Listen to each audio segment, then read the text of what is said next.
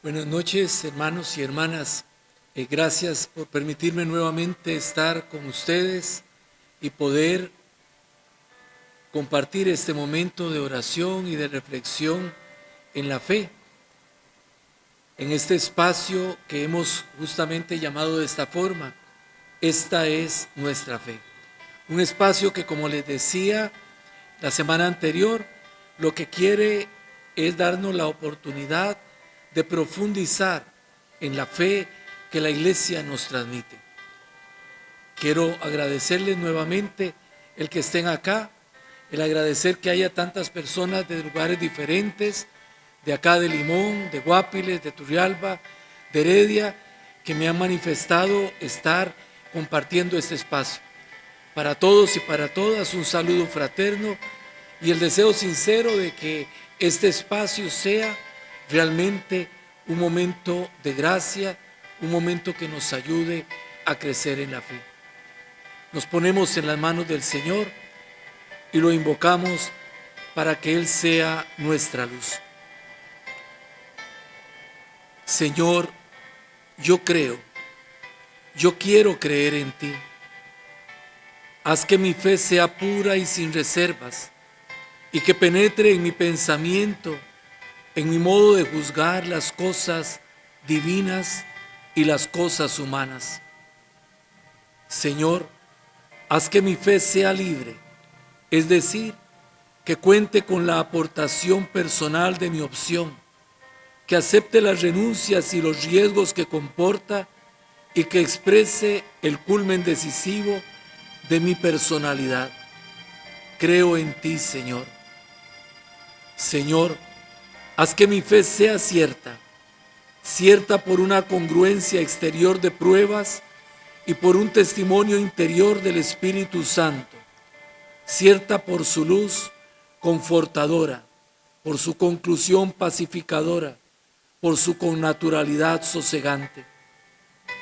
Señor, haz que mi fe sea fuerte, que no tema las contrariedades de los múltiples problemas que llenan nuestra vida crepuscular, que no tema las adversidades de quien la discute, la impugna, la rechaza, la niega, sino que se robustezca en la prueba íntima de tu verdad, se entrene en el roce de la crítica, se corrobore en la afirmación continua, superando las dificultades dialécticas y espirituales entre las cuales se desenvuelve nuestra existencia temporal. Señor, haz que mi fe sea gozosa y de paz, de alegría a mi espíritu, y lo capacite para la oración con Dios y para la conversación con los hombres, de manera que irradie en el coloquio sagrado y profano la bienaventuranza original de la afortunada posesión. Señor, haz que mi fe sea activa y dé a la caridad las razones de su expansión moral, de modo que sea verdadera amistad contigo y sea tuya en las obras, en los sufrimientos, en la espera de la revelación final, que sea una continua búsqueda, un testimonio continuo, una continua esperanza. Señor, haz que mi fe sea humilde y no presuma de fundarse sobre la experiencia de mi pensamiento y de mi sentimiento, sino que se rinda al testimonio del Espíritu Santo y no tenga otra garantía mejor que la docilidad a la autoridad del magisterio de la Santa Iglesia. Amén. Bien, hermanos y hermanas, dispuestos de esta manera, vamos a compartir en este día lo que podría llamar es la conclusión del tema que iniciamos la semana anterior, en el que trataba de plantear la motivación fundamental del por qué este espacio y del por qué la invitación que les hemos hecho a congregarnos para profundizar en la fe que la Iglesia nos transmite. Yo quisiera agradecerle a las personas que me han expresado sus preguntas de formas diferentes y a ellas trataré de responder a lo largo de la presentación de la conclusión de este tema, en que reasumiré cosas que dije la semana anterior y trataré de ahondar en otras. Al final me tomaré un espacio para directamente aludir a las preguntas que ustedes me han hecho, aunque voy a tratar, como les digo, de irlas respondiendo a lo largo del desarrollo de este tema.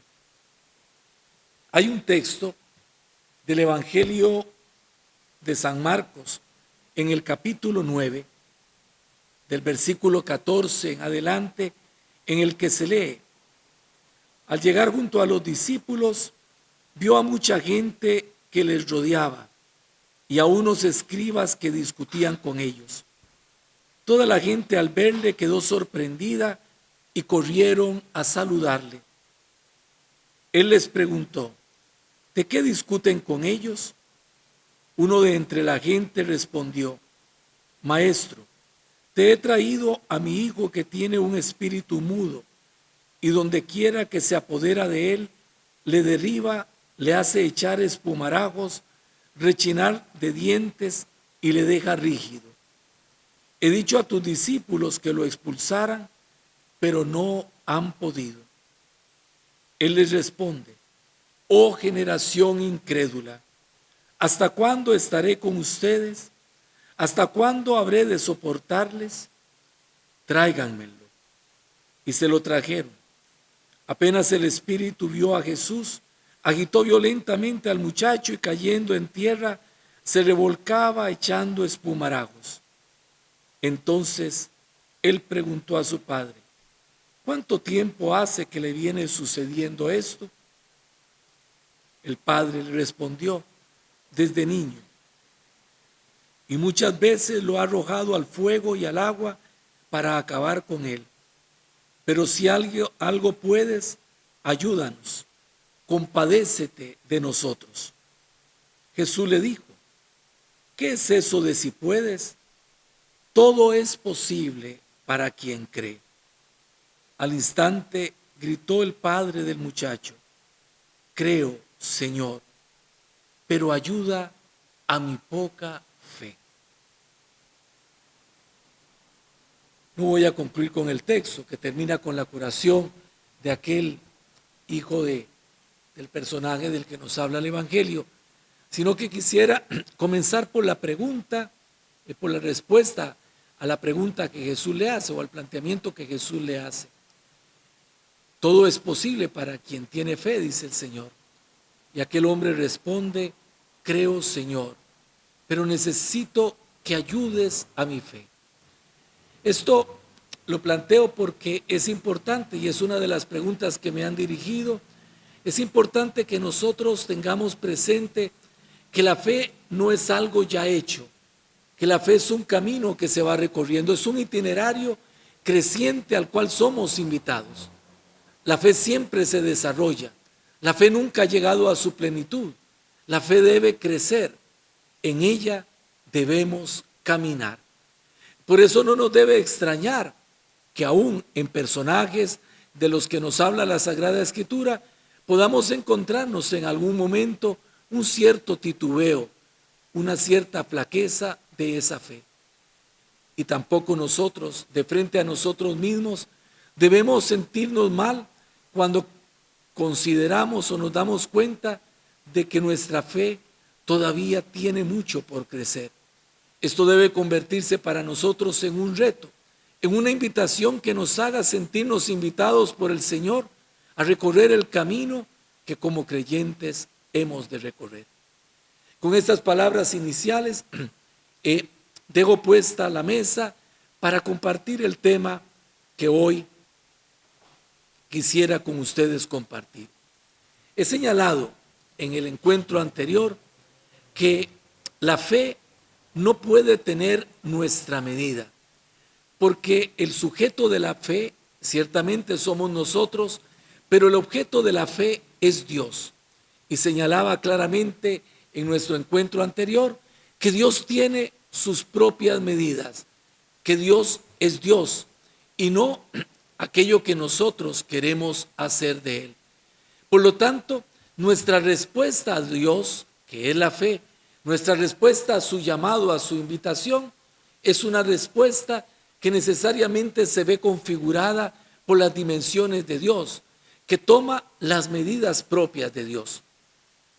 Tengamos presente que Dios ha querido tomar la iniciativa de darse a conocer al ser humano, ha querido revelarse, pero es fundamental entender que se ha revelado al ser humano congregado en un pueblo.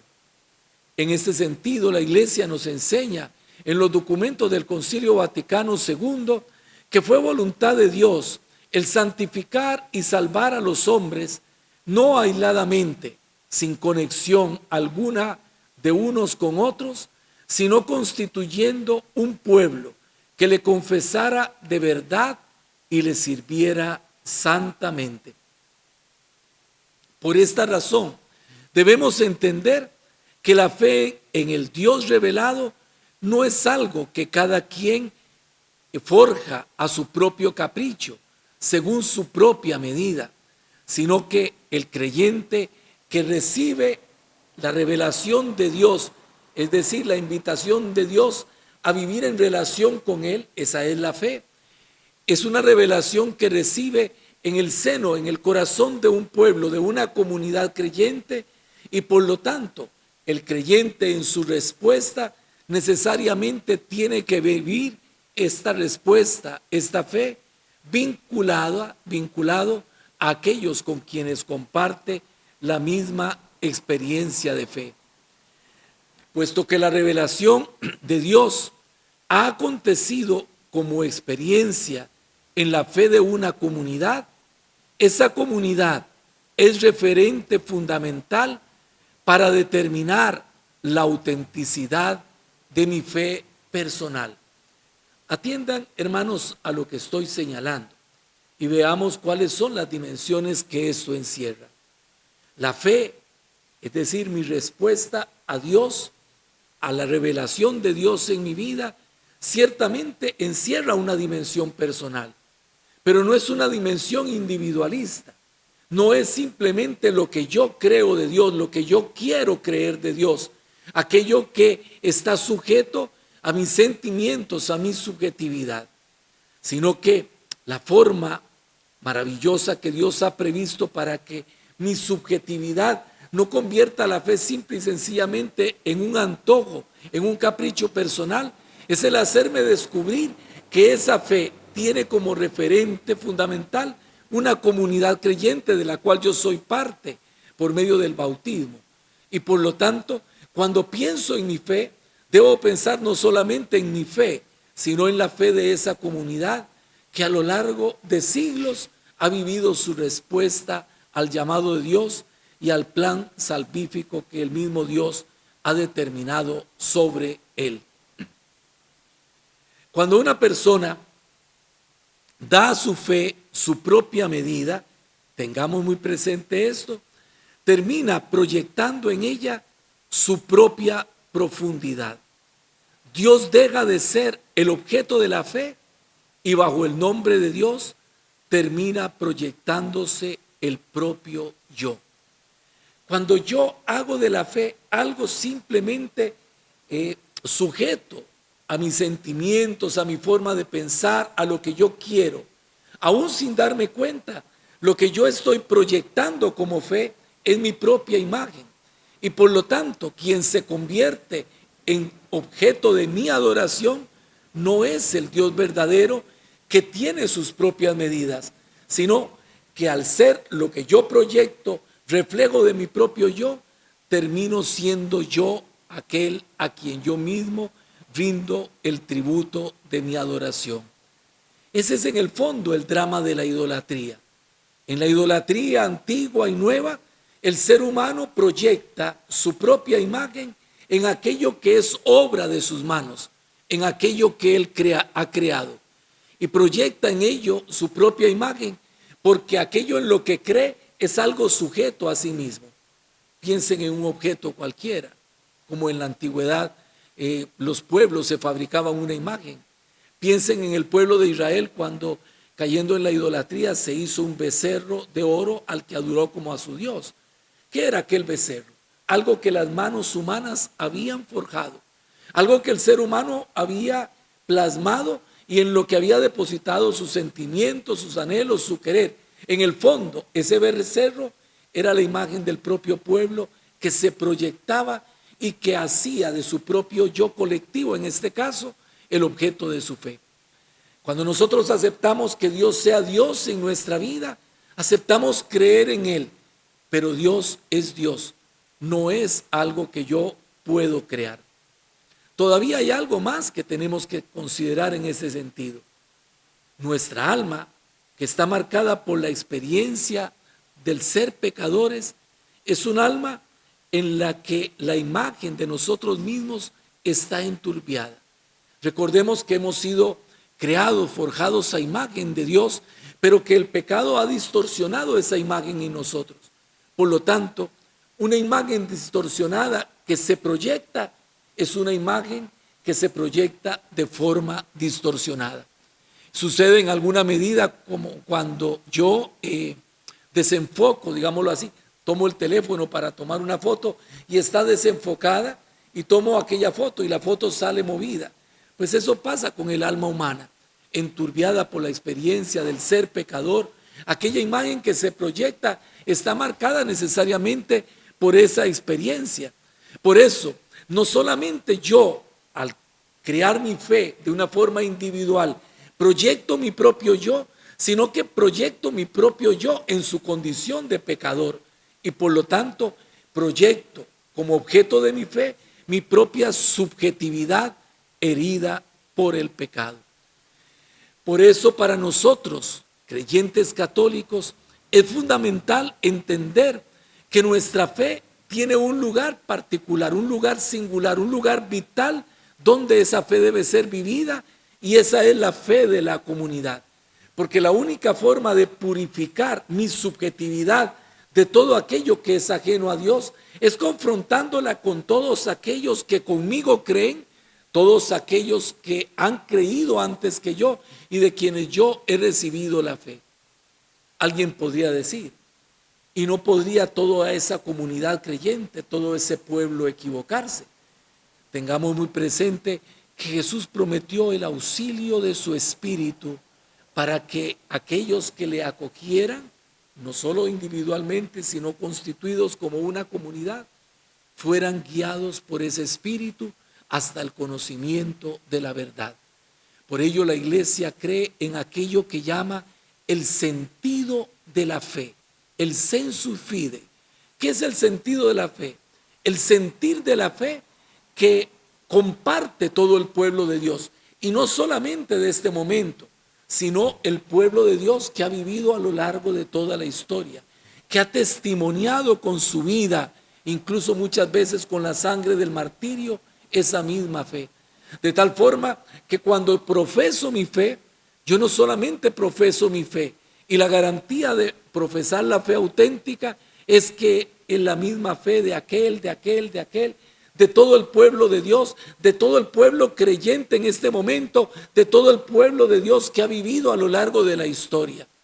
Afirmar que todos se han equivocado sería afirmar que el Espíritu no ha estado presente en la historia de la humanidad y que por lo tanto Jesús nos falló. Jesús o nos falló o nos engañó porque su Espíritu no ha estado en medio de su pueblo. El Espíritu es el que aviva el sentido de la fe. Y el sentido de la fe es la proyección de esa experiencia creyente que todo el pueblo de Dios comparte. Bien, teniendo claro y presente todo lo que he dicho hasta este momento, podemos entonces entender que nuestra fe es la fe de la Iglesia. Y que, como he dicho, antes que nosotros ha existido una comunidad creyente que ha encarnado y que ha vivido la experiencia de Dios. Una comunidad que va más allá de mi propio yo, que es mucho mayor que lo que yo soy y encierro como persona, que es mucho mayor que lo que proyecta mi propia subjetividad. Y he señalado, no se trata solamente de la comunidad presente, Se trata de la iglesia de todos los tiempos, de aquella que nació de Jesucristo y todavía más aún del pueblo de Israel prefigurado en la historia del Antiguo Testamento y que se convierte en el padre de nuestra fe, o como lo llamaba el Papa San Juan Pablo II, el pueblo constituido por nuestros hermanos mayores en la fe. Hay un hilo conductor desde el Antiguo Testamento que llega a su plenitud en Jesucristo y que a partir de él hace surgir la vida de la iglesia del Nuevo Testamento, pero que nos hace considerar y entender que la fe mantenida a lo largo de siglos es la misma fe que en su esencia se conserva por la gracia del Espíritu a través de los tiempos en todos los creyentes. Esta comunidad que ha existido antes que yo, en la que yo vivo, es la comunidad que nos ha transmitido la experiencia de la fe. Vean, hermanos, esto es fundamental. La fe nadie la inventa. La fe la hemos recibido y creo que esa experiencia es una experiencia muy cercana a todos nosotros. ¿Quién nos enseñó a creer? Nos enseñó a creer nuestra mamá, nos enseñó a creer nuestro padre, nos enseñó a creer nuestra familia. De repente, al lado de nuestros abuelos aprendimos y aún sin darnos cuenta, fue de ellos de quienes fuimos recibiendo como la leche materna aquellas primeras gotas de fe que se fueron albergando en nosotros y que fueron haciendo crecer la respuesta de una fe. Puede ser que muchas veces no tuviésemos conciencia de que era una fe recibida, pero sí es así y debemos considerarlo. Creo que esto es un acto incluso de justicia, porque muchas veces cuando una persona se aleja de la fe de la iglesia, no se da cuenta que da la espalda a aquellos que vivieron su fe y que la vivieron con gran profundidad. Yo he oído comentarios en alguna medida un poco desvalorando la fe de los abuelos, la fe de los padres, comentarios en los que se trata a nuestros padres, a nuestros abuelos, como personas ignorantes, como personas que quizás no supieron nada, no sabían absolutamente nada. Y eso no es cierto. Puedo haber tenido una abuelita que no sabía ni leer ni escribir, puedo haber tenido una mamá, un papá que no sabían leer ni escribir. Sin embargo, eso no quiere decir que su fe no fuese auténtica, porque la fe no está garantizada por los conocimientos o por el bagaje académico que una persona pueda tener, sino que ha sido recibida y resguardada por una comunidad. Y ellos bebieron de esa fe, y esa fe fue la fe que nos transmitieron. Un elemento más es que es fundamental en la experiencia de esta fe, como elemento constitutivo suyo, lo que nosotros llamamos la apostolicidad. Cuando profesamos nuestra fe, cuando rezamos el credo, decimos: creo en la iglesia que es una, santa, católica y apostólica. ¿Qué quiere decir esto de la apostolicidad? Esto es vital, es fundamental para poder entender nosotros lo que nuestra fe significa y toda esta dimensión comunitaria que esta fe encierra. Decíamos la semana anterior, citando el texto del diálogo de Jesús con sus discípulos en Cesarea de Filipo, cuando Jesús les pregunta: ¿quién dicen ustedes que soy yo? Cuando Pedro se adelanta y le dice: tú eres el Mesías, el Hijo de Dios vivo. Jesús le dice: dichoso tú, Simón, hijo de Jonás, porque esto no te lo ha revelado nadie de carne y huesos, sino que te lo ha revelado mi Padre que está en los cielos. Y agrega Jesús: por eso te digo yo que tú eres Pedro, y sobre esta piedra edificaré mi iglesia. Y señalaba la semana anterior como esa fe sobre la que la iglesia se edifica es la fe de la que Pedro se ha constituido el primer portavoz. Óiganlo bien, el primer portavoz, el primer testigo de la fe. No es Pedro la piedra sobre la que se edifica la iglesia, es la fe, pero la fe de la que Pedro se hace testigo, la fe que Pedro profesa como el primero de los apóstoles. Nos encontramos otro texto bellísimo en el Evangelio según San Lucas, en el capítulo 5. Allí encontramos cómo el evangelista, al presentarnos el llamado de los primeros discípulos, dice: estaba él, refiriéndose a Jesús, a orillas del lago de Genezaret, y la gente se agolpaba a su alrededor, oigan, para oír la palabra de Dios. Cuando vio dos barcas que estaban a la orilla del lago, los pescadores habían bajado de ellas y estaban lavando las redes. Subiendo a una de las barcas, que era la de Simón, le rogó que se alejara un poco de tierra, y sentándose enseñaba desde la barca a la muchedumbre. El dato no es un dato accidental. Jesús sube a la barca de Pedro, y es desde la barca de Pedro, desde donde dirige su palabra, desde donde dirige su enseñanza a la multitud que le presta atención. Digo que el texto no es gratuito, como no lo es ningún texto de la Sagrada Escritura, y es en ese sentido que el evangelista nos hace claramente ver que la enseñanza de Jesús resuena en la barca de Pedro, es decir, desde la iglesia, es desde donde Jesús transmite su enseñanza.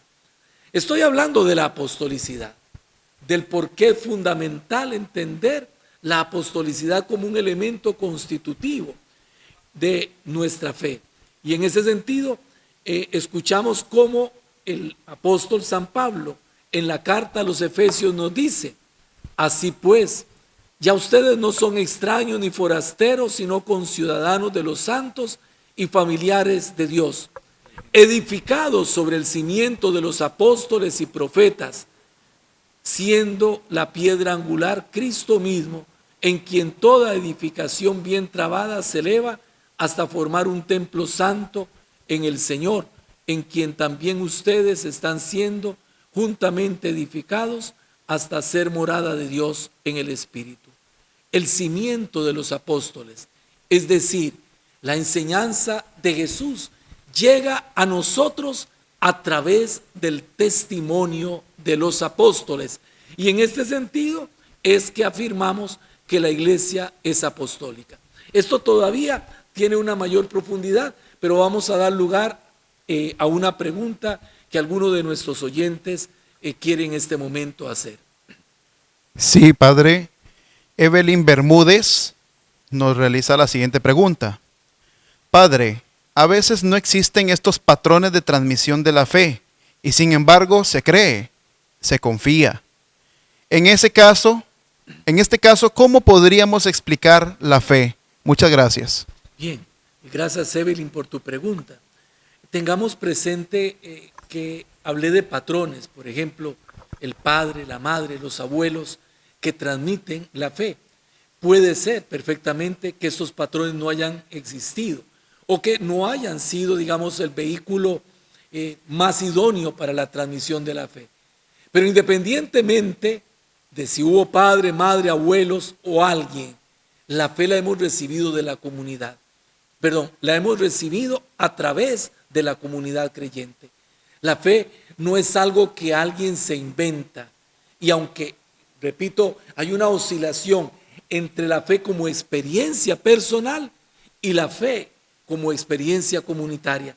Ambos elementos se enlazan y no se pueden separar, porque de lo contrario correríamos el riesgo de estar dándole a la fe las dimensiones de nuestro propio yo. En eso he insistido mucho, cuando el objeto de nuestra fe es Dios y Dios se ha revelado a una comunidad con sus propias medidas. Evelyn, si buscas en tu propia experiencia te darás cuenta de que de alguna forma y por algún canal la fe te llegó desde la comunidad creyente. La fe no llega por vía infusa, así como si fuese un rayo de luz que cae sobre mí, aunque el Espíritu constantemente la ilumina. No prescinde del elemento humano, que es aquel que aporta mi propio yo, sí, pero aporta también la comunidad. He señalado que la iglesia, que la apostolicidad es un elemento fundamental, un elemento constitutivo de nuestra fe. En ese sentido, cuando afirmamos que la iglesia es apostólica, estamos señalando que toda ella es apostólica y que en razón de nuestro bautismo, al haber sido injertados en el cuerpo creyente de Cristo, nosotros hemos sido injertados en esta tradición apostólica. No obstante, en ella hay algunos que por ministerio han sido llamados a ser garantes de la fe recibida de los apóstoles.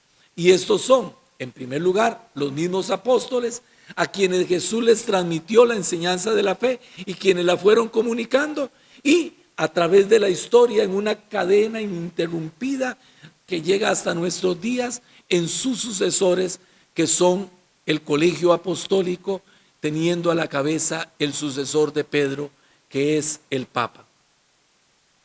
Eso tenemos que tenerlo en cuenta, porque cuando nosotros hablamos de la fe de la iglesia, y vean ustedes que ya estoy señalando varios criterios, cómo verme librado de mi subjetividad, cómo poder separar en mí, digamos, lo que es muy personal, que pueden ser mis sentimientos, por ejemplo, que pueden ser mis proyecciones, que pueden ser muchas cosas. ¿Cómo separar todo eso? ¿Cómo purificar todo eso? Teniendo la garantía de que mi fe es auténtica. Y entonces he señalado que hay una confrontación que se tiene que dar. Yo tengo que confrontar mi fe con la comunidad de la que yo soy parte. Y es en la fe de la comunidad donde yo comienzo a decir, esto sí, esto no, esto corresponde a la fe verdadera, esto no corresponde a la fe verdadera, esto tal vez se zafó en alguna medida, se me fue por algún lado o a alguien se le fue. Pero hay otro elemento dentro de la apostolicidad de todo ese pueblo creyente y que me da todavía una garantía mayor, y es el magisterio que el Señor dejó instituido al confiar a sus apóstoles su enseñanza. Quien a ustedes escucha, dice el Señor, a mí me escucha. Ha sido Jesús mismo el que ha querido, y acabo de leer el texto de la carta a los Efesios, que ha querido cimentar sobre la roca firme, sobre el cimiento de los apóstoles, la autenticidad de la enseñanza que constituye la fe de la iglesia. Y por eso, hasta nuestros días, nosotros como creyentes católicos tenemos ese referente fundamental que es el colegio apostólico, a cuya cabeza está el sucesor de Pedro, y que se constituye para nosotros en el colegio que garantiza la autenticidad de la fe. Oiga, en cuanto colegio, es decir, en cuanto un cuerpo extendido por todo el mundo. Atentos a esto que es muy importante. ¿Por qué? Porque han existido casos dolorosos, y existen casos dolorosos en que de repente tal vez algún obispo se separa en alguna medida de la comunión de la iglesia. Alguna persona me expresaba, por ejemplo, padre, es que algunos cardenales se han mostrado en contra de algunas opiniones del Papa. Puede ser. Algunos cardenales, aún siendo cardenales, algunos cardenales han podido manifestar alguna opinión contraria. Sobre esto habría mucho que reflexionar. Pero vamos a suponer que están expresando una opinión contraria. Digo que hay mucho que reflexionar porque habría que preguntarse si se trata de algo esencial o algo accidental, si algo que toca las raíces de la misma fe o simplemente es algo accesorio, algo accesorio. Por ejemplo, hace algunos meses cuando se realizaba el sínodo de la Amazonía, un sínodo al que el Papa convocó para estudiar la realidad de esta zona geográfica tan importante, ubicada en el continente americano, en América del Sur, toda la cuenca del río Amazonas. Y entonces, en las discusiones iniciales, en los documentos iniciales, en las opiniones que algunos expresaban, había quienes consideraban que era importante dar lugar a desvincular el sacerdocio católico en la iglesia de Occidente, en la iglesia de rito latino, de la promesa de celibato que nosotros los sacerdotes realizamos. Eso hizo que muchos medios de comunicación comenzaran a hacer un alboroto en torno al asunto, y sobre todo porque algunos cardenales manifestaron su opinión contraria a esta posibilidad. Entonces manifestaron una opinión contraria. Conste que no era el Papa el que estaba diciendo, sino que el Papa dio lugar a que el tema simplemente se discutiera. Posteriormente, en el documento final que recoge las conclusiones del Sínodo de la Amazonía, el Papa claramente se pronuncia en favor de la continuidad de la práctica en la Iglesia Latina y conserva el celibato sin tocarlo. Es más, ya antes había expresado que no era su intención tocar esto, porque el mismo Papa se inserta dentro de la gran tradición de la Iglesia en la experiencia de su fe. Por lo tanto, un cardenal puede expresar en algún momento una opinión contraria. Un obispo podría expresar alguna opinión contraria. Dolorosamente, alguno podría incluso hasta separarse de la fe de la Iglesia. Pero cuando hablamos del garante de la autenticidad de la fe, no hablamos de un obispo aisladamente. Hablamos de todo el colegio apostólico y por lo tanto el obispo es garante de la fe en una iglesia particular en tanto y cuanto en comunión con el Papa está unido a todo el colegio apostólico. Tampoco es la subjetividad propia de un obispo que se le ocurre decir A, B o C, sino que se trata de la experiencia de la fe de la que él es garante en su propia iglesia particular, unido al colegio apostólico. Y atentos, que hablamos de materia de fe.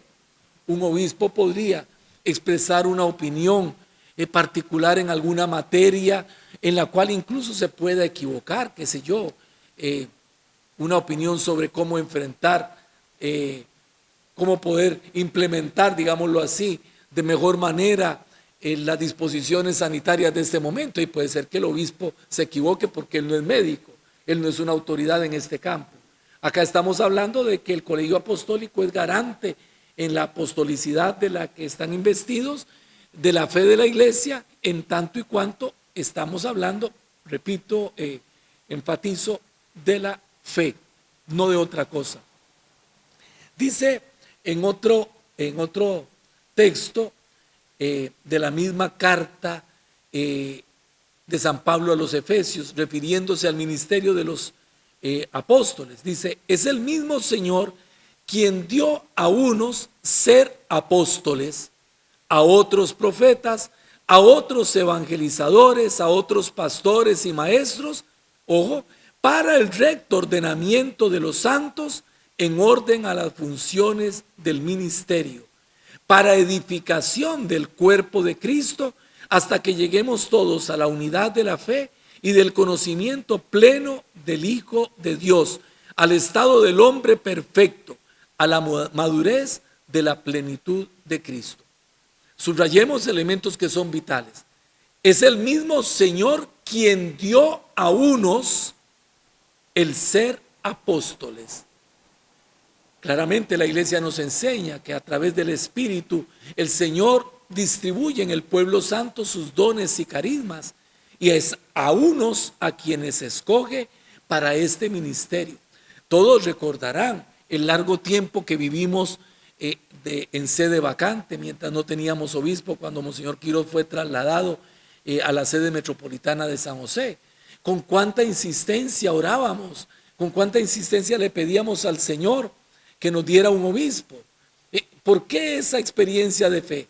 Esa experiencia que yo creo que todos recordamos.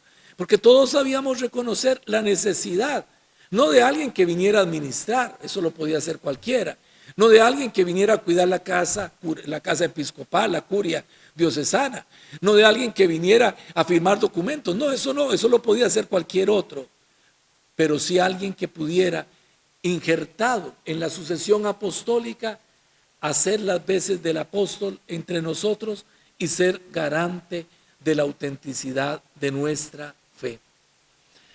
Todo esto que he venido señalando es importante tenerlo en cuenta, porque vivimos en una época de saturación de información, particularmente digital. Esto es algo a lo que ya me referí la vez pasada, cuando alguno de ustedes manifestó alguna inquietud preguntando. Es importante tenerlo en cuenta, es decir, recibimos cualquier cantidad de información, tanto así que los conocedores de este campo hablan de una infoxicación. Óiganlo bien el término, infoxicación, es decir, una intoxicación de información. Y esta intoxicación también se da en el campo religioso. Es decir, encontramos cualquier cantidad de portales, cualquier cantidad de fuentes de donde viene, de un lado, de otro lado, viene material con el cual se quiere fortalecer nuestra fe. Y que en ese sentido no quiero decir que hay que desecharlo todo. Yo hablé de lo que San Pablo nos da como un criterio vital. Examínalo todo y quédate con lo bueno. No pierdas de vista que hay una abundancia de información. Lo que sí tenemos que tener en cuenta es que no siempre filtramos críticamente todo aquello que recibimos como insumo. Es decir, a veces todo lo que nos viene a través de la internet, todo lo que nosotros leemos, todo lo que escuchamos, simple y sencillamente lo absorbemos y nos lo tragamos como si fuera verdad. Esto no es conveniente en ningún campo, aún en el de la información diaria de las noticias que se nos transmiten, pero muchísimo menos en el campo de la fe.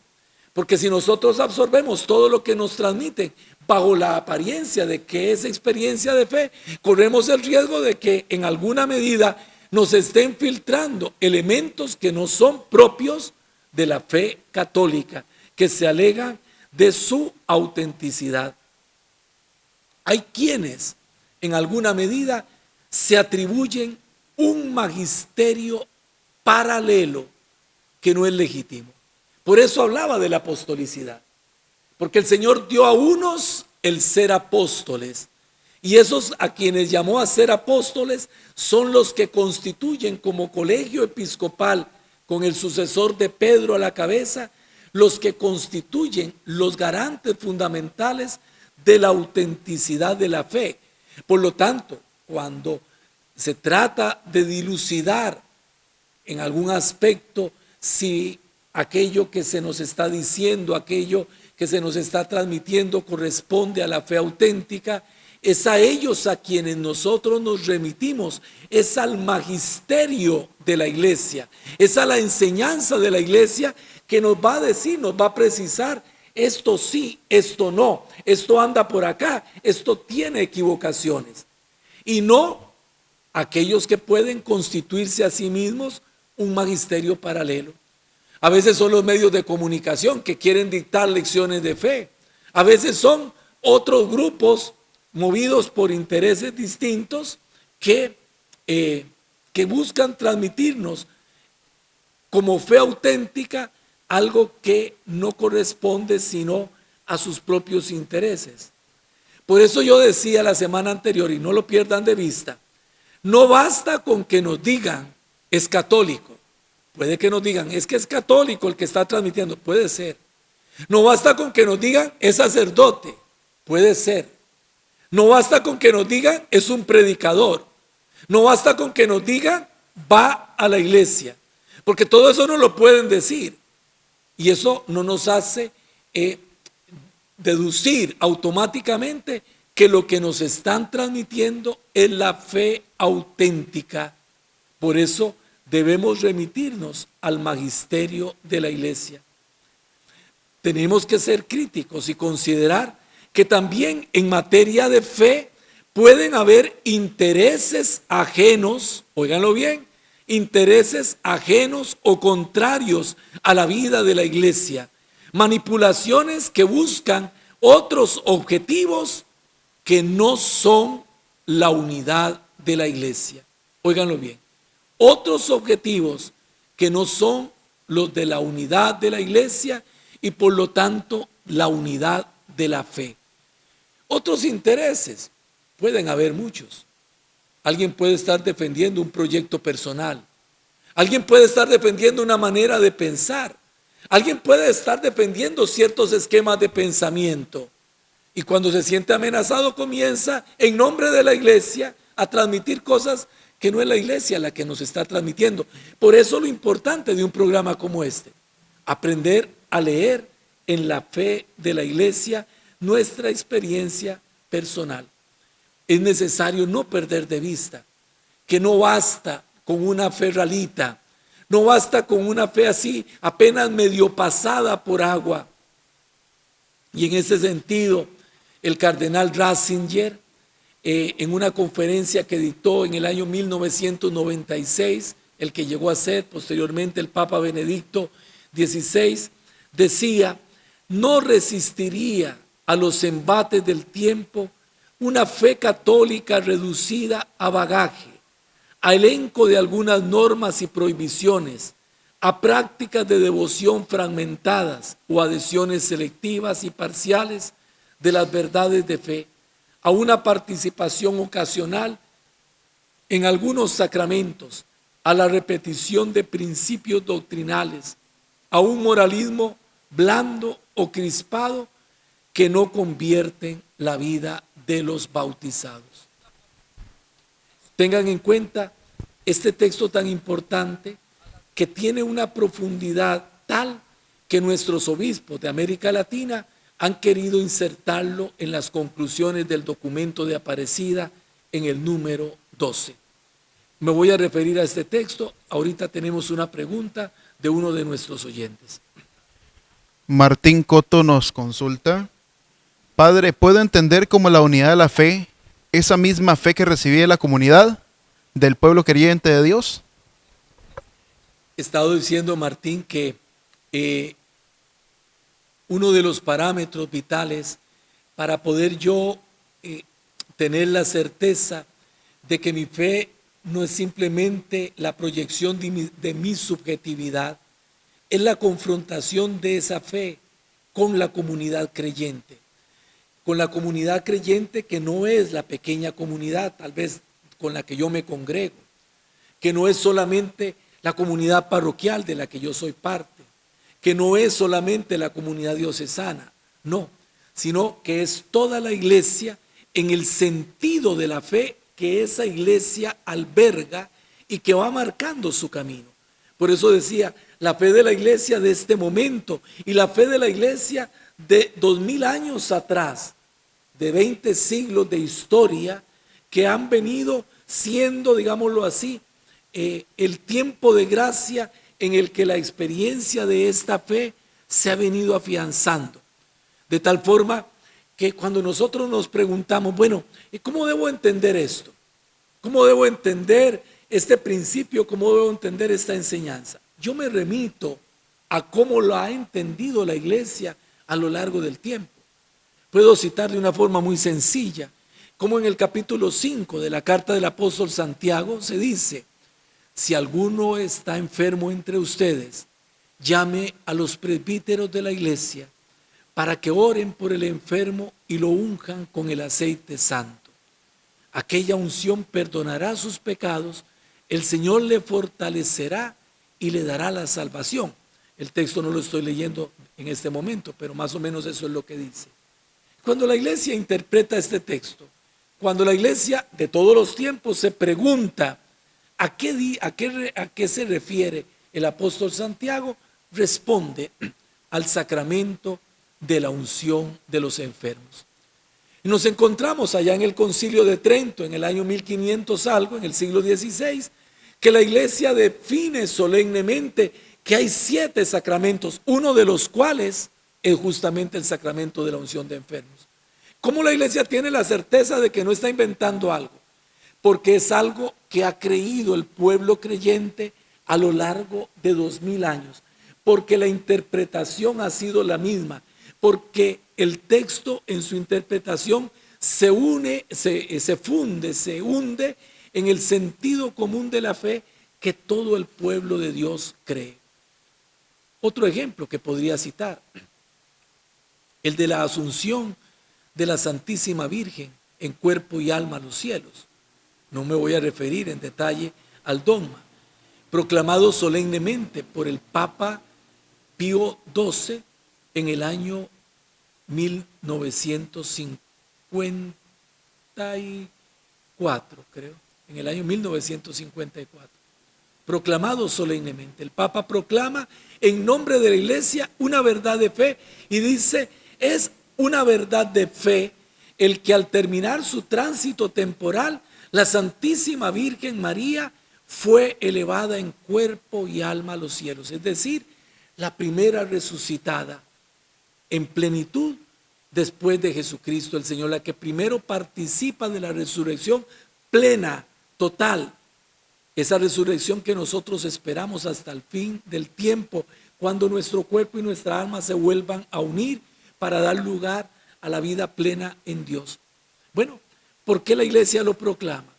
Porque cuando el Papa hace la constatación, resulta ser que esto siempre ha sido creído de esta forma por la iglesia de todos los tiempos, de todos los lugares.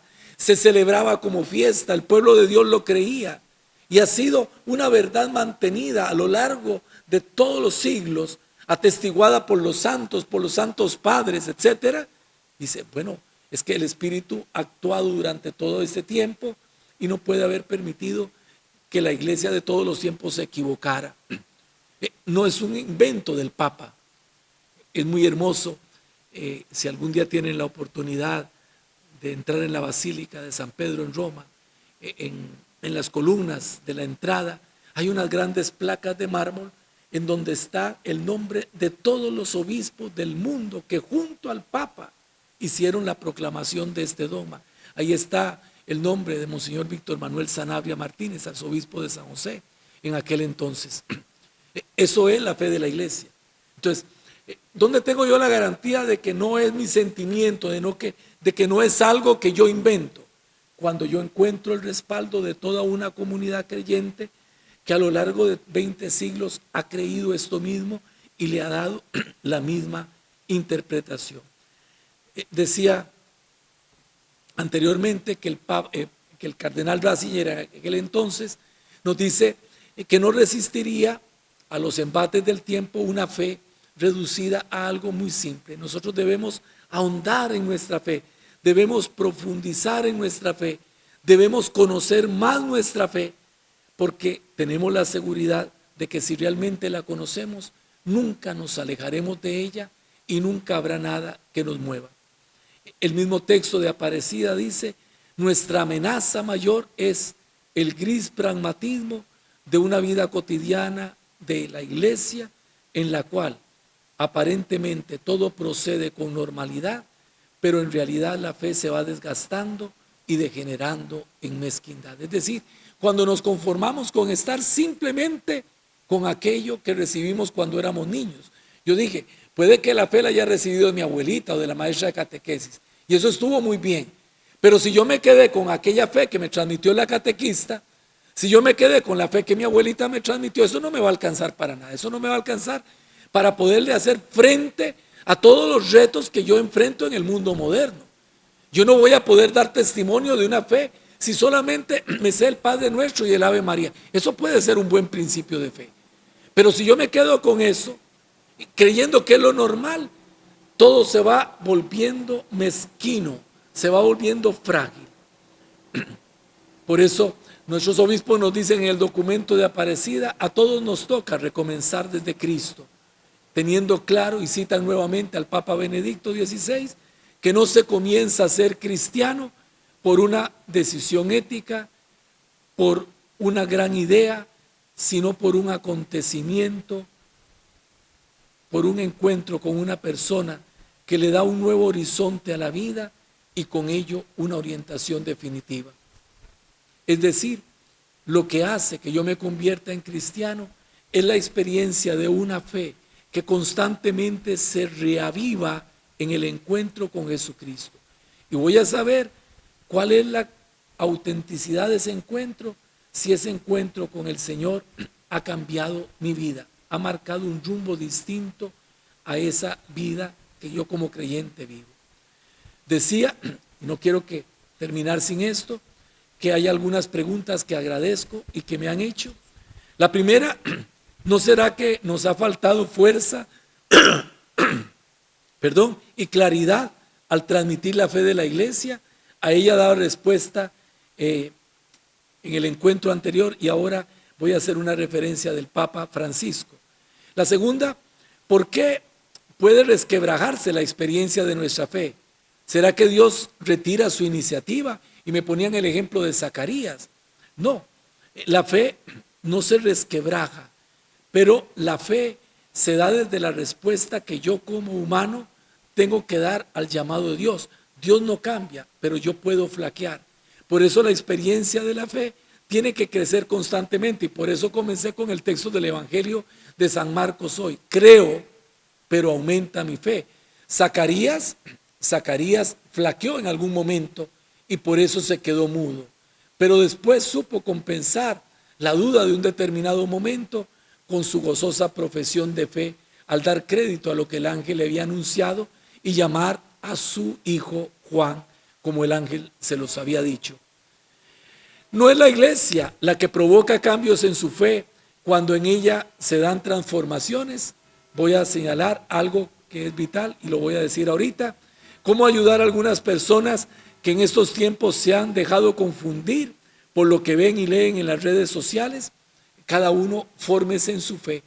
Nosotros estamos abriendo este espacio para que nos podamos formar en la fe y para que cada uno con una caridad infinita pueda ayudar a cualquiera que pueda estar alejándose de la fe verdadera. Me centro ya brevemente en la primera y en la tercera pregunta, respondiendo de esta forma. El Papa dice: este es el tiempo propicio de animarnos a una nueva imaginación de lo posible con el realismo que solo el Evangelio nos puede proporcionar. Es decir, si nos preguntamos cómo difundir la fe, el Papa nos dice: hay que dar lugar a animarnos para que una nueva imaginación desde el realismo de la fe nos haga creativos y nos haga soñar horizontes de transmisión de esa fe con el mismo ardor de los santos, con el mismo ardor de los mártires, pero teniendo en cuenta que las circunstancias actuales son distintas.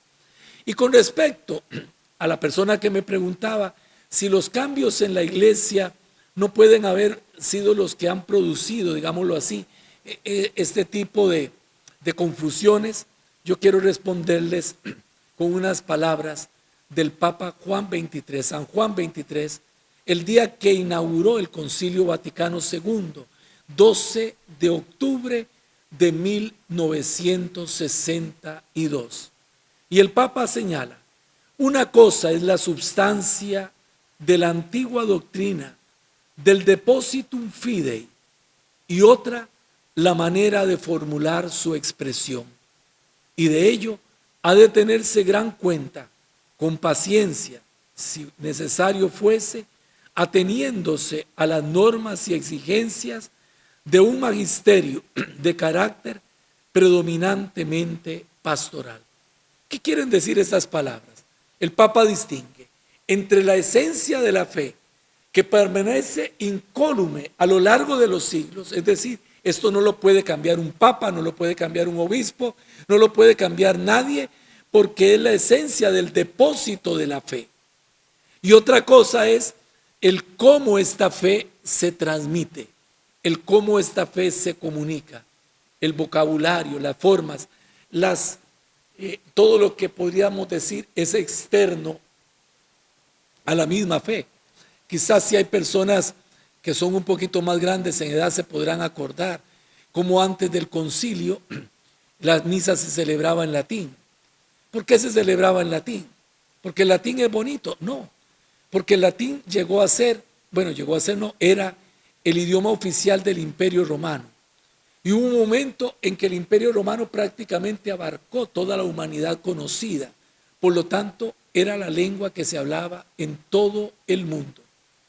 Por eso la iglesia la adoptó como lengua oficial y por eso la liturgia se celebraba en latín. Los siglos fueron pasando y en el Concilio Vaticano se abre una discusión sobre si seguir celebrando en latín o dar lugar a las lenguas propias de cada pueblo. Y hubo una discusión y había quienes se querían mantener firmes en celebrar en latín diciendo: es que si no la fe se va a distorsionar. No, la fe no se va a distorsionar porque la fe no tiene un idioma. La fe se transmite en cualquier lengua, en la lengua del Espíritu, podríamos decir. Por lo tanto, se dio paso a un cambio, pero no un cambio en la esencia de la fe, un cambio en la forma de transmitir la fe. Con esto Queridos hermanos, quiero terminar en este día. Me he pasado unos minutitos, me perdonan, en este espacio de formación que quiere ser formación sobre aspectos de la fe. Yo quisiera ir abordando en este espacio diferentes temas que ustedes mismos me puedan proponer, que ustedes mismos puedan escribir y decir, me gustaría que tratara tal cosa o tal otro tema, de tal forma que pudiera ir abordando temas diferentes, desde los cuales ir creciendo en la fe católica. Por lo tanto, manténganse siempre en comunicación a través de la página de la diócesis, de la parroquia, manifiesten sus inquietudes, sus preguntas, y yo trataré en la medida de lo posible de ir respondiendo de la mejor forma que me es posible, pero siempre con el deseo de transmitir la fe verdadera, la fe que la Iglesia nos comunica. Gloria al Padre, al Hijo y al Espíritu Santo, como era en el principio, ahora y siempre, por los siglos de los siglos. Amén. Y por favor, seguir solicitándoles su colaboración para que le den o se suscriban al canal YouTube, que es Diócesis de Limón, canal oficial. Nada más de entrar, ponen y le dan suscribirse. Y eso nos va a ayudar a poder hacer estos programas, transmitirlos por el canal de YouTube. Necesitamos 1000 personas para eso. Estamos empezando y necesitamos la colaboración de todos. Entonces, por favor, inviten a otros en sus redes sociales que le den me gusta y se suscriban al canal de la diócesis. Gracias. Imagínense, en 1000 personas, 1000 suscripciones no es nada si cada católico de nuestra diócesis le da una suscripción. Gracias y feliz noche para todos.